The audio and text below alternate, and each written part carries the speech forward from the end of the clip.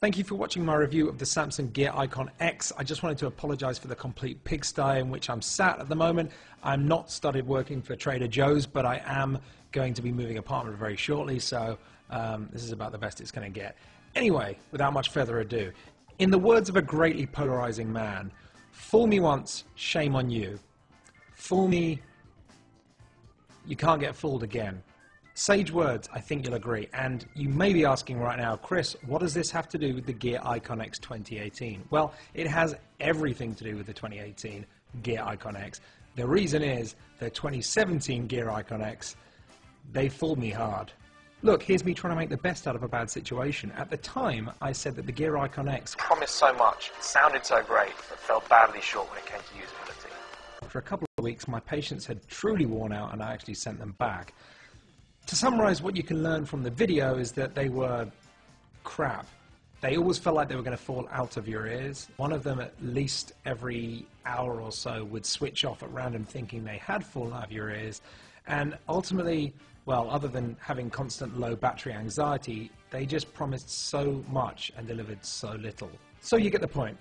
They were no good. And as a result, my excitement for the 2018 versions, in fact I was surprised there were a 2018 version, was at an all-time low, but maybe that's a good thing. First things first, we have a smaller charging case, slightly chunkier but has a USB-C charging port, which is a lot nicer, particularly if you have Samsung's most recent phones. At the same time, it still has the fast charging technology, which means if your battery is completely dead, 10 minutes charge should give you at least an hour's use. On the subject of battery life, the eye-wateringly short battery of the 2017 version has thankfully been corrected, and we have 5 hours battery life maximum if you are streaming music from your phone, and we have 7 hours if you're listening to MP3s on the buds themselves. Yes, that's right, they do include 4 gigabytes of storage on the buds, which is particularly nice if, I'm going to think of some cases where you want to listen to MP3s without streaming from your phone now.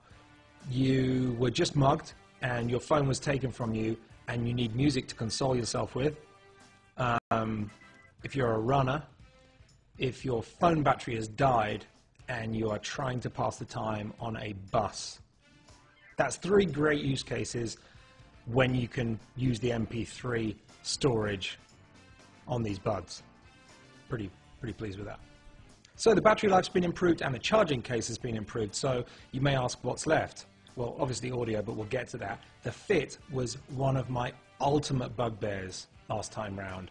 They constantly felt like they were trying to make a break for freedom, and what's more, they would constantly switch off because they thought they'd left your ears. Essentially, the only way you can turn the old ones off was you would take them out your ear, and if it lost contact for a second, it would switch off. In this case, you have to put them back in the case to switch them off. More on the slight disadvantage of that later, but I am very, very pleased to announce, for my own ears at least, they fit like a glove, an ear glove.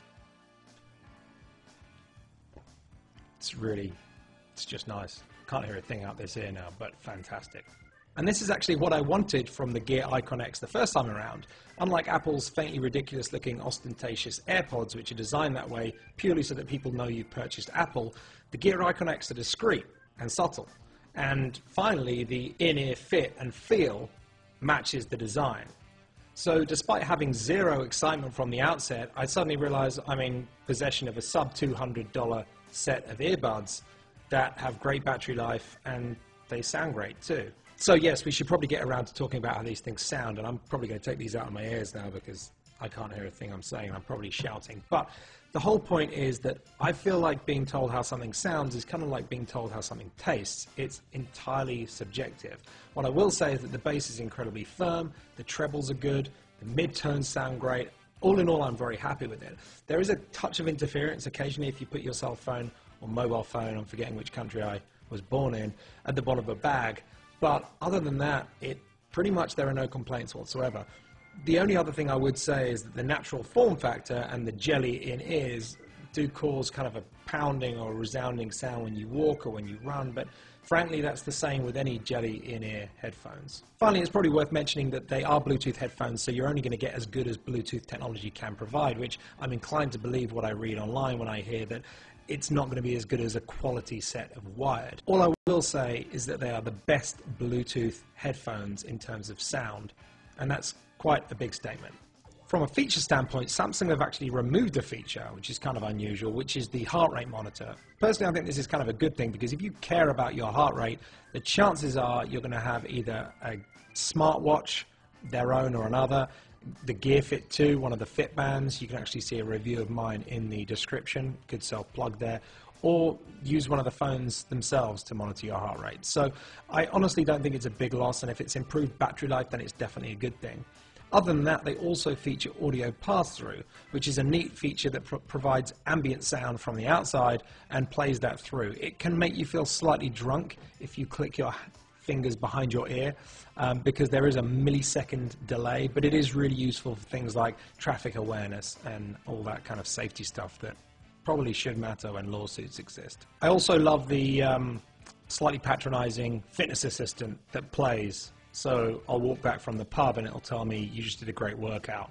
They do actually track speed, distance, and calories. All the data is provided on the app, but frankly, I've long since given up using headphones to track that kind of information, which is why I wasn't sad to see the heart rate monitor gone. The downsides, well, there are a few, not many, but one is the surface of each earbud is a touchpad, which is used for putting the volume up, putting the volume down. Double tapping skips forward a song. Tapping once pauses it and then resumes it. Sometimes you'll find yourself accidentally knocking it if you just move your hand to your head. Doesn't happen that often, but maybe you shouldn't be such an anxious person. The other downside is that sometimes you'll find yourself tapping a little over enthusiastically, and then it feels like you're cramming the entire earbud into your ear canal, which I would say doctors would not recommend. The carry case is thicker than it was last year, which means if you put it in your front trouser pocket, it's not going to go unnoticed. This could lead to your arrest at some point if you're stood in the wrong place with them. Worth noting. The other thing I would say is that despite the battery life being good, it's not so good that I would leave home without it. And it is worth noting that you cannot simply switch them off without putting them in the carry case first. This could cause problems, but frankly, it never has for me. One thing worth noting though. So the Gear IconX 2018 fulfill every single promise that the Gear IconX 2017 made. It is a year too late, but they're less than $200, and frankly, that's music to my ears. Thank you very much for watching the review of the Samsung Gear IconX 2018. I'm pleased that they finally managed to do what the 2017 couldn't. Please like, please subscribe, please check out my other reviews, which should be appearing on screen right about now, and next time I make this review, it will be in a different apartment and no Trader Joe boxes in sight.